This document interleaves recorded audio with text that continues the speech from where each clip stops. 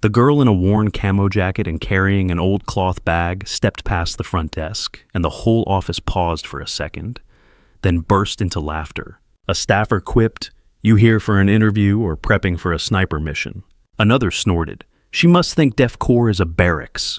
But when someone jokingly scanned the faded QR code on her bag, the entire company's security system abruptly shifted into military override mode, and her name appeared with access clearance, higher than the department head. Ella Monroe, 22, stood in the glass-walled lobby of Def Corps, a high-tech security firm in downtown D.C. Her soft black hair hung loose, brushing the shoulders of her faded camo jacket, the kind you'd dig out of a bin at an army surplus store. Her jeans were plain, her boots scuffed, no trace of makeup on her face. She didn't look like she belonged in a place where people wore $1,000 suits and flashed smartwatches that screamed status. The receptionist, a woman named Karen, with sharp red nails and a smile that didn't reach her eyes, leaned over the counter. "Is it Halloween today?" she asked, her voice carrying across the lobby. A few people nearby chuckled their heads, turning to size up Ella, who just shifted her bag's strap and kept walking her steps steady, like she was counting them in her head. The laughter followed her to the elevators. An intern named Tyler Lanky, with gelled hair and a tie he kept tugging at, whispered to his buddy, "Did she think this was a military base or something?" His friend, a guy named Josh, scrolling through his phone, didn't even look up. "Bet she's lost. Probably meant to apply at the gun range down the street." Ella pressed the elevator button. Her movement slow, deliberate. She didn't turn her head, didn't acknowledge the whispers. The head of IT, Greg, a guy with a perfectly trimmed beard and a coffee cup always in hand, glanced up from his laptop. Whatever he muttered, rolling his eyes. Probably just a weird fashion choice. But his tone had that edge, the kind that says, "You're out of place," and we all see it. As the elevator doors closed, Ella stood alone, her reflection faint in the polished metal. A woman in a sleek blazer clutching a leather planner had slipped in just before the doors shut. She gave Ella a quick once-over, her lips curling slightly. "You know they have a dress code here?" she said, her voice dripping with fake concern. "I could lend you something if you're struggling." Ella's fingers brushed the frayed edge of her bag, but she didn't look at the woman. "I'm good," she said, her voice soft but firm, like a door quietly clicking shut. The woman huffed, flipping open her planner as if Ella's response was an insult. The elevator dinged and Ella stepped out, leaving the woman's perfume lingering in the air like a judgment that didn't land. Ella's first day at Def Corps was supposed to be quiet. She'd been hired as a junior analyst, a role so low on the totem pole it barely registered in a company that prided itself on securing contracts with banks and defense firms. But the moment she walked in, she was a target. Her jacket, her bag, the way she didn't smile or chat like everyone else, it all marked her as different. By noon, she was eating alone in the cafeteria, her tray holding a plain turkey sandwich and a bottle of water. A group of analysts at the next table didn't bother keeping their voices down. If terrorists storm in, one said, a woman named Rachel with a designer scarf and a laugh like a hyena, she'll probably fight back with her mouse and keyboard. The table erupted, one guy nearly choking on his soda.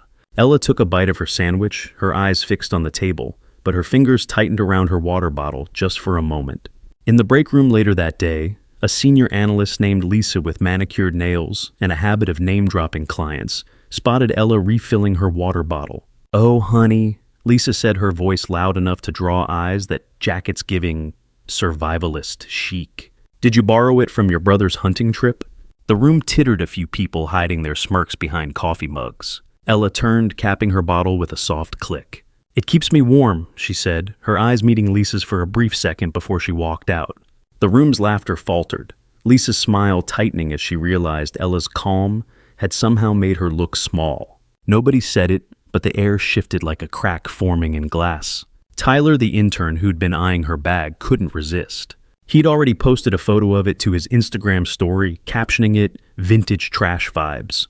The bag was old cloth with frayed edges and a faded logo that looked like it hadn't been touched since the 90s. As a joke, he pulled out his phone and scanned the faint QR code stitched into the side. He expected a dead link, maybe a discount code for army gear. Instead, his screen went black, then flashed red. Clearance level 5, DoD override. The cafeteria went quiet for a split second, forks pausing mid-air.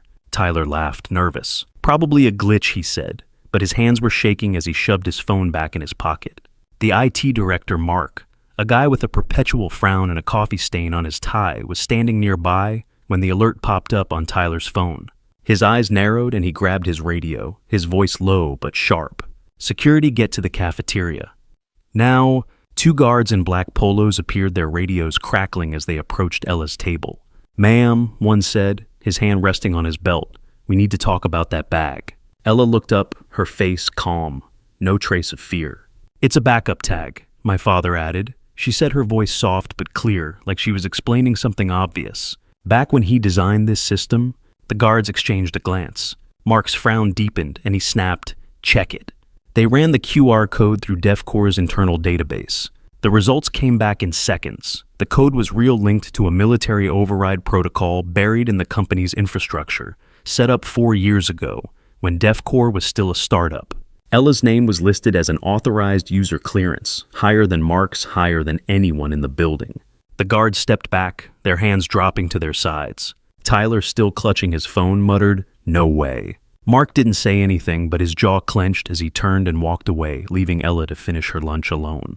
"Hey, before we go any deeper into this, can you do me a quick favor? Grab your phone, hit that like button, leave a comment below, and subscribe to the channel. Stories like Ella's matter. They're about people who get judged but keep standing strong. Your support keeps these stories alive. All right, let's get back to what happened next." The next morning, Ella was back at her desk, a small cubicle tucked in a corner of the open plan office. Her computer was an older model, the kind nobody else wanted, with a keyboard that clicked too loud. She didn't complain. She just worked her fingers, moving steadily across the keys, her eyes focused on lines of code nobody else bothered to check. But the whispers didn't stop. People walked by, slowing down to glance at her screen, then at her jacket, which hung on the back of her chair. "She's probably writing a manifesto," Josh, the intern's friend, said under his breath, loud enough for her to hear. A few desks over, someone snickered. During a coffee run that afternoon, Ella stood in line at the office cafe, her hands in her pockets. A project manager named Claire, with a bob haircut and a habit of twirling her pearl necklace, stood behind her, talking loudly to a colleague. "I mean, look at her," Claire said, not even trying to be subtle.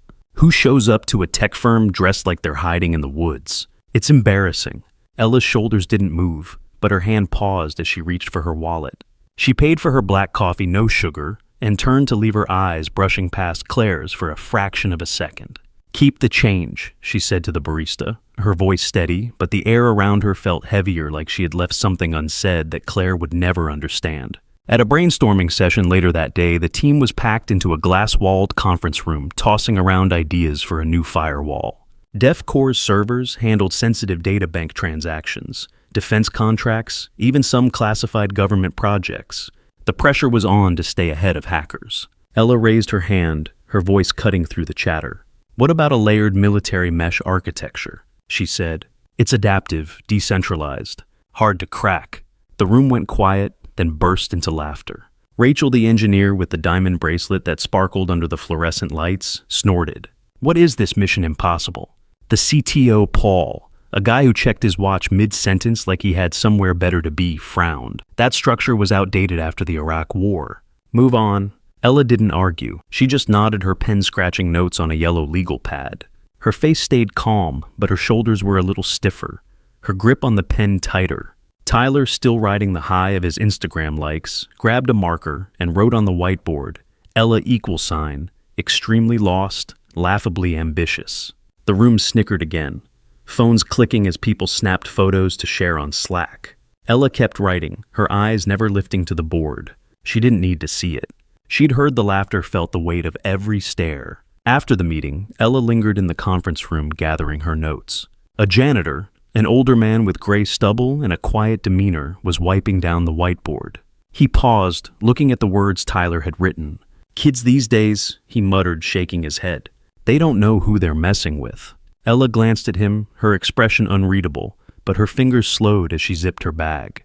The janitor met her eyes for a moment, then went back to cleaning, erasing Tyler's words with slow, deliberate strokes. Ella slung her bag over her shoulder and walked out the whiteboard, now blank, but the janitor's words hung in the air like a warning nobody else heard. That night, Ella stayed late. The office was mostly empty, just the hum of the AC and the faint glow of her monitor. She was digging through old code in DEFCOR's system lines nobody had touched in years. Her fingers paused over a file labeled Monroe_protocol. She opened it, her eyes scanning the screen. It was her father's work complex, elegant, a lattice of code that could reroute data faster than anything the company used now. She didn't smile, didn't react. She just saved the file and closed her laptop, her movements as quiet as the office around her. The next day, during a routine server check, Greg from IT noticed something odd. A log file buried deep in the system showed an unauthorized access attempt from the previous night. He traced it back to Ella's terminal. "What's she up to?" he muttered, pulling up her login records. They were clean, too clean like someone had scrubbed them. He called over Rachel, who leaned over his shoulder, her bracelet catching the light. "She's probably just poking around where she shouldn't," Rachel said, but her voice wavered. Greg didn't respond. He just stared at the screen, his coffee cup forgotten. A knot forming in his stomach as he realized the log file had a timestamp from 3A. Mem. When nobody else was in the building. 3 days later, the world turned upside down. It was mid-morning when the alarms went off. Every screen in the office flashed red, a warning blaring, system breach detected. A virus called Venom Grid had hit DEFCOR's servers. It wasn't some kid's malware. It was a military-grade codebase, the kind used in war games to simulate coordinated attacks. The company's new firewall, the one Paul had bragged about at the last board meeting, collapsed in under 2 minutes. People were shouting, unplugging cables, slamming keyboards. Paul was on his phone, his voice rising. "Fix it. Now." Rachel was typing frantically, her bracelet clinking against the desk. Tyler was just standing there, his phone forgotten in his hand. Ella didn't move from her cubicle. She opened her laptop, her fingers flying across the keys. Nobody noticed her, nobody except Greg, who glanced over and saw lines of code scrolling on her screen. "What's she doing?" he muttered, but he didn't stop her. 40 seconds later, the alarm stopped. The screens flickered, then stabilized. A notification popped up on every monitor. Firewall prototype Monroe Lattice. The threat isolated. The office went silent. Paul's phone slipped from his hand, hitting the desk with a thud. Rachel's bracelet stopped clinking. That was her mesh thing. She whispered, her face pale. Greg looked at Ella, who was already closing her laptop, her expression unchanged. "Did she just save the company?" he asked, his voice barely audible. In the aftermath, the office buzzed with uneasy murmurs. Ella sat at her desk, sipping her coffee, while others huddled in corners, glancing her way.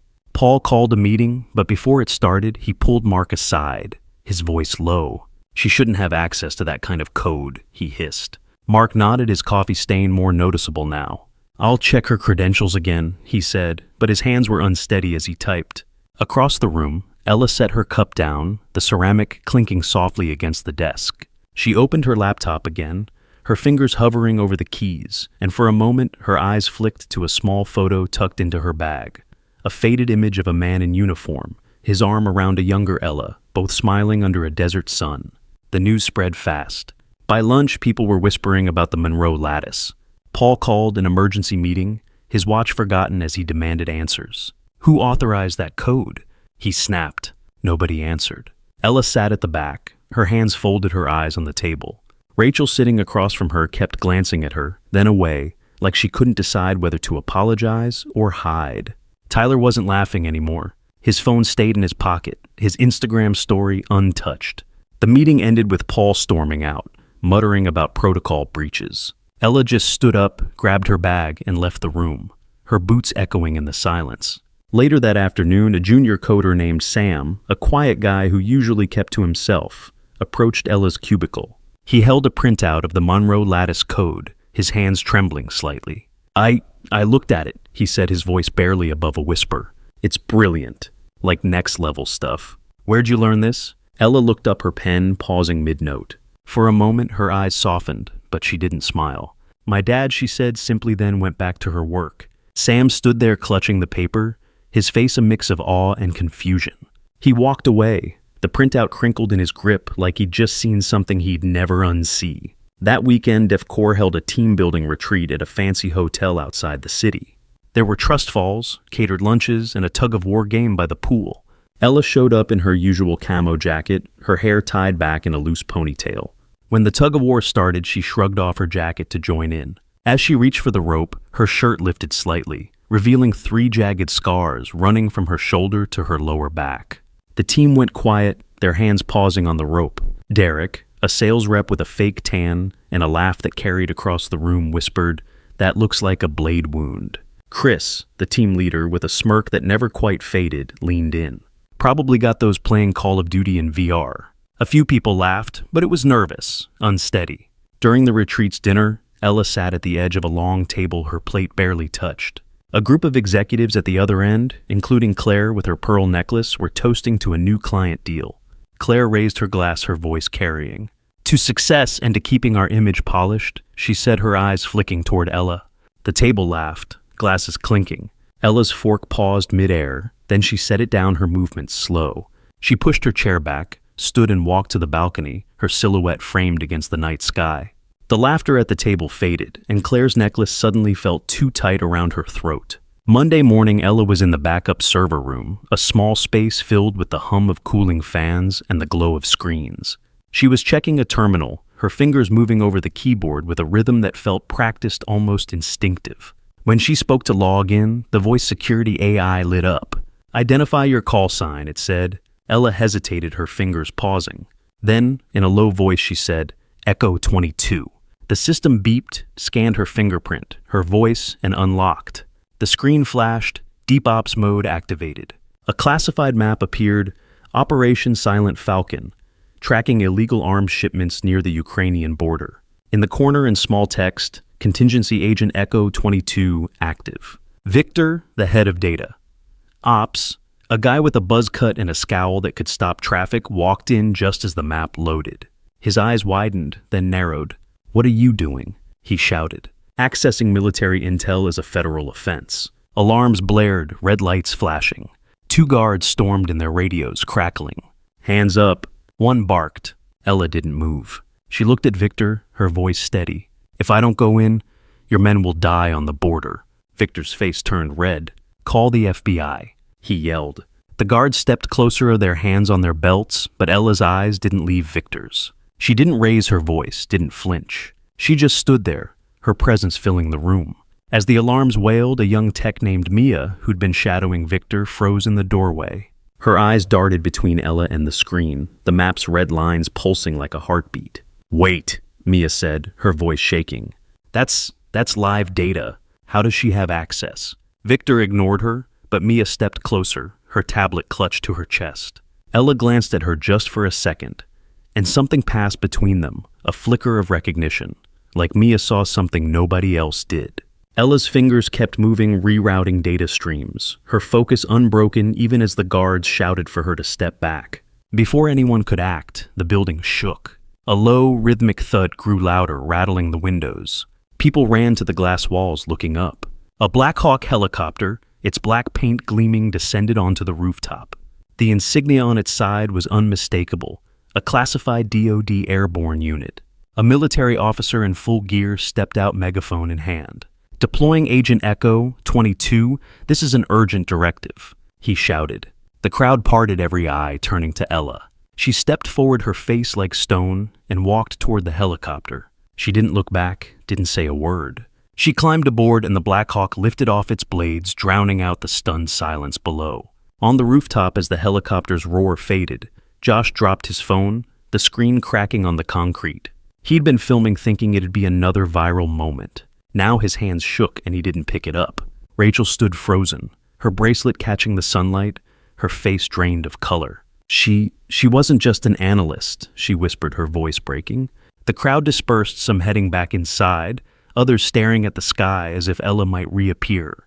The officer's megaphone lay on the ground, its cord tangled, a silent testament to the moment everything changed. The office exploded into chaos. Paul, the CTO, was stammering, his watch forgotten. "Who even hired that girl?" he demanded. HR scrambled to pull up her file, but every trace of Ella Monroe was gone, erased like she'd never existed. Rachel, still holding her coffee, whispered, "We," mocked a battlefield coordinator. That night, men in black suits arrived, confiscating every internal camera. By morning, a single email hit the IT department's inbox. "Don't try to find me. I never existed. 22. The next day, a hushed meeting took place in the boardroom. The executive sat in silence as a DoD representative, a woman in a crisp suit, reviewed the incident. She didn't mention Ella by name, but her words were sharp. "Someone accessed classified systems without clearance," she said, her eyes scanning the room. Paul shifted in his seat, his watch ticking loudly. Claire's necklace twirled faster in her fingers. Nobody mentioned the email from E. 22, but it hung over the room like a storm cloud. And when the representative left, she took a small, unmarked drive, with her leaving the team to wonder what else Ella had touched. The consequences came fast. Tyler was fired by noon. His Instagram story now, a liability after it went viral for all the wrong reasons. Commenters online tore him apart for mocking someone who turned out to be a hero. Rachel lost her sponsorship with a tech conference after her whiteboard stunt was leaked. Chris was dropped from his management track, his colleagues avoiding him like he carried a curse. Victor was reassigned to a desk job in a satellite office, his scowl deeper than ever. Nobody talked about Ella. Her name felt like a landmine.